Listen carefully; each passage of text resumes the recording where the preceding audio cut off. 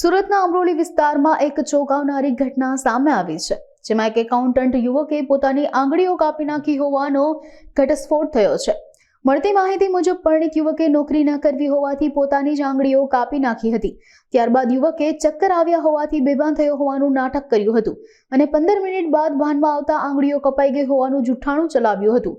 જે અંગે પોલીસ તપાસમાં ઘટસ્ફોટ થયો હતો કે યુવકે કામ ન કરવું પડે તેથી પોતાની જાતે પોતાની આંગળીઓ કાપી નાખી હતી। ડિસેમ્બરના રોજ અમરોલી પોલીસ સ્ટેશન વિસ્તારમાં એક વેદાંત સર્કલ પાસે એક મયુરભાઈ ઘનશ્યામભાઈ તારપરા રાત્રે ત્યાંથી નીકળતા હશે અને એમને ચક્કર આવી જતા એક જગ્યાએ બેસી ગયા અને એમને થોડી વાર પછી જ્યારે ભાનમાં આવ્યા તો એમનો મોબાઈલ, મોટરસાઇકલ બધું જ હતું, પરંતુ એમના હાથની 4 આંગળીઓ જતી રહેલી હતી। આ બાબતની એને એમના મિત્ર તુરંત જાણ કરતા હોસ્પિટલ લઈ ગયા, કિરણ હોસ્પિટલમાં સારવાર કરાવી।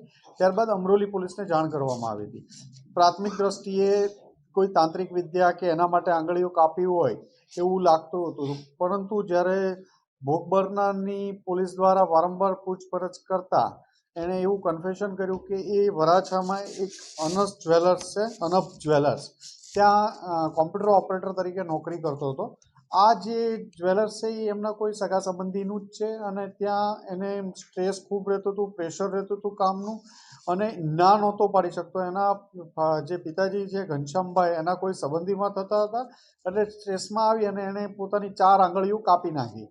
આ 4 આંગળીઓ પોતે જ એના 4 દિવસ પહેલાં એટલે કે 4મી યા 5મી તારીખ આજુબાજુ પોતે જાતે છરો લેવા ગયેલો। એ દુકાનેથી છરો લઈ અને 2 વાર પોતાની આંગળીઓ, પહેલી વાર કાપી તો 3 આંગળીઓ કપાણી, ફરીથી ચોથી વાર બીજી વાર ઘા મારી અને ચોથી આંગળી પણ એક સાથે કાપી અને પાણીમાં નજીકમાં એક બેગમાં બંને આંગળીઓ અને બધું ફેંકી દેવામાં આવ્યું હતું પાણી આગળ। આજે બધી આંગળીઓ પણ 3 જેટલી અમને મળી આવી છે, પણ હવે એની જે પરિસ્થિતિ છે એનાથી જોડાવાની શક્યતા ડૉક્ટર પાસે લઈ જઈએ છીએ, શક્યતા ઓછી લાગે છે। એટલે સ્ટ્રેસમાં આવીને આ માણસે આ કૃત્યુ ભોગ બનનારે કરેલાનું જણાવે છે। એ પોતે એવું કહે છે કે મને સ્ટ્રેસમાં હતો અને હું જો મારી આંગળી જ કાપી નાખું તો મને કામ કરવાનું પ્રેશર જ નહીં આવે, એટલે એક સ્ટ્રેસમાં આવીને એણે પોતાની આંગળીઓ કાપી નાખી 4। અમે નહોતી થતું, અમે વારંવાર ખાતરી કરી, એની વાત ઉપરથી વિશ્વાસ નહોતો બેસતો, પણ પછી એણે જ્યાંથી છરો ખરીદ્યો હતો એ જગ્યાએ ખાતરી કરી એટલે છરો મળી આવ્યો। જે વેચનાર છે એ માણસે કીધું કે આ ભાઈએ જ અહીંથી છરો લઈ ગયો હતો, એણે જે જગ્યાએ છરો ફેંક્યો હતો ત્યાંથી છરો પણ મળી આવ્યો અને પાણીમાંથી 3 આંગળીઓ પણ મળી આવી છે। એટલે એની વાત ઉપર અત્યારે પ્રાથમિક દ્રષ્ટિએ લાગે છે કે એ સાચું બોલે છે, પણ વધુ પૂછપરછ તો પણ એની ચાલુ છે। પોલીસની વારંવારની પૂછપરછ, પછી એના ટેકનિકલ ડેટાનો એનાલિસિસ, એની એક્ટિવિટી, આ બધાનું સર્વેલન્સ કરતાં કોઈ બનાવ બન્યો હોય એવું પ્રાથમિક દ્રષ્ટિએ લાગતું ન હતું કે આની આંગળીઓ કોઈ કાપીને લઈ ગયું હોય।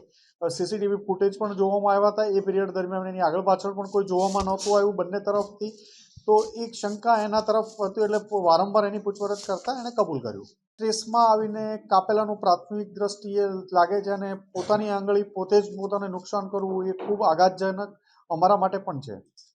જેમ મેં કીધું કે એની માનસિક અવસ્થા અમે એને સાયકોલોજિસ્ટ પાસે પણ એપ્રોચ કરીને કરાવશું અને એની સારવાર પણ એકવાર પૂછીને કરાવશું કે કારણ ચોક્કસ એને કયા સ્ટ્રેસમાં કયા લેવલનું હતું કે પોતાની આંગળી કાપવાનો આંગળી કાપી નાખી। જે વેદાંત સર્કલથી આગળ જ્યાં એણે જગ્યા બતાવી હતી એ જ જગ્યા ઉપર એણે પોતાની આંગળીની કાપીને ફેંકી દીધેલા। બીજો કોઈ એવો બનાવ ચોરીનો ધ્યાનમાં નથી આવ્યો કે એમના સગા સંબંધી દ્વારા કહેવામાં પણ નથી આવ્યું કે જ્યાં કામ કરે છે ત્યાંથી પણ કહેવામાં નથી આવ્યું કે આણે એવું કંઈ કર્યું છે અને આ આંગળા કાપવાથી એને પણ પરમેનન્ટ ડિસેબિલિટીનું થઈ ગયું છે। એણે બ્લીડિંગ કદાચ વધુ નહીં થયું હોય જે જગ્યા ઉપર કર્યું, ત્યાં વાહનો પસાર થવાના કારણે પણ ઘણીવાર નહીં થયું હોય। એણે પોતાના હાથ ઉપર કપડું, દોરી બાંધી દીધેલી હતી કે જેથી બ્લીડિંગ વધુ ન થાય આગળ। મારી જાતે આંગળા કામ કરું, મારે જે જગ્યાએ કામ કરું છું ત્યાં કામ કરવું નથી એના માટે મારા રિલેશનમાં હોવાથી હું ત્યાં કહી શક્યો નહોતો।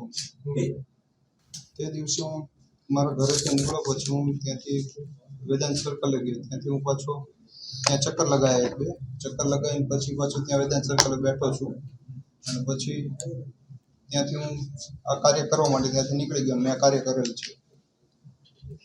મારી પાસે જે છોરો જેવું હતું એની પાસે એના વડે મેં કર્યું છે, કારણ કે હું જે કોમ્પ્યુટર માર્ક ચલાવું છું એ 2 હાથ વડે કામ કરવું પડે, એક હાથ હોય તો મારે કામ ના થાય।